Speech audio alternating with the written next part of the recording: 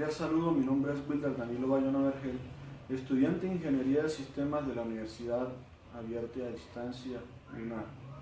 Me encuentro con Lady Torrado, una líder comunitaria del barrio Villas del Rosario de Ábrego, norte de Santander, quien nos va a responder una serie de preguntas sobre cultura política.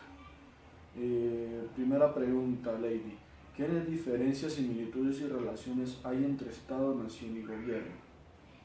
Bueno, Wilder, cuando hablamos de Estado es una concepción política. Está conformado por organizaciones o instituciones que se encargan de velar por el cumplimiento de nuestras normas.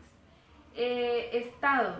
El Estado en general es el pueblo, somos nosotros, nuestras costumbres, nuestras comidas y nuestras culturas. Y el gobierno son las personas que se encargan de dirigir a nuestro Estado.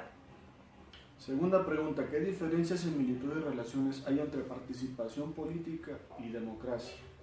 Bueno, cuando hablamos de participación política no solamente nos referimos al momento de elegir a un gobernante, también es aquel ciudadano que sale a través de sus protestas a exigir sus derechos. Y la democracia es un sistema político donde el pueblo tiene el derecho de elegir y controlar a sus gobernantes. Tercera pregunta, ¿cómo defines política y cuál es la diferencia entre política y político? Bueno, política es una ciencia que nos indica cómo gobernar o cómo dirigir a una ciudadanía. Y política es quien aplica esta política, es quien ejerce el poder de gobernar. Cuarta pregunta, ¿qué elementos componen la cultura política? Yo la referiría en dos, en gobernantes y gobernados. Gobernantes es aquel que nosotros como ciudadanos elegimos a través del voto popular, y los gobernados que somos nosotros a quienes somos los que los vamos a elegir a ellos. Quinta pregunta, ¿qué elementos involucra el ser ciudadano y cómo definirías los derechos y deberes del ciudadano? Bueno, cuando hablamos de derechos y deberes, es la garantía que nos permite el desarrollo de una manera integral en la sociedad, como está constituido contemplado en la Constitución política. Cada ciudadano tiene su derecho y su deber, y a través de esta Constitución nosotros vamos a estar evaluados o regidos a través de ella, para tener una buena convivencia. Continuamos con la segunda entrevista con una joven universitaria, Valentina Bayona, que nos va a responder una serie de preguntas sobre cultura política. Valentina, ¿qué diferencias, similitudes y relaciones hay entre Estado, nación y gobierno? Bueno, el Estado sería el conjunto de una sociedad como tal. La nación sería el grupo de personas que conforman el Estado. Y el gobierno, el sistema político que dirige al Estado y a la nación.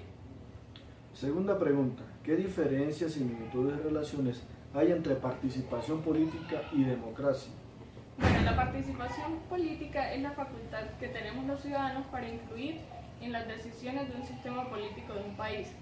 Y la democracia es el derecho de soberanía que tenemos para influir en la participación política. Esto lo encontramos en el artículo 103 de la Constitución Política, donde nos presentan los diferentes mecanismos de participación ciudadana. Tercera pregunta, ¿cómo defines política? ¿Cuál es la diferencia entre político y política?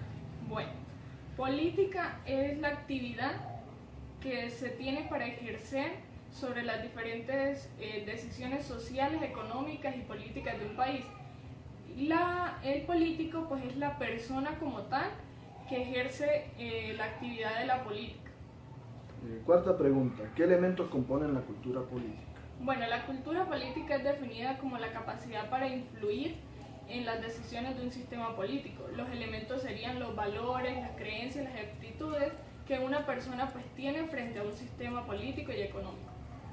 Quinta pregunta, ¿qué elementos involucra el ser ciudadano y cómo definirías los derechos y deberes del ciudadano? Bueno, el ser ciudadano se compete a partir de los 18 años de edad, según la Constitución política. De ahí pues el ser ciudadano compete también ser autónomo de sus decisiones, tener sus responsabilidades y derechos, y ahí podemos pues establecer el sistema colombiano donde nos presenta la facultad de tener derechos y deberes, para así poder controlar un sistema económico del país y pues establecer una relación entre las personas que sea pues llevadera.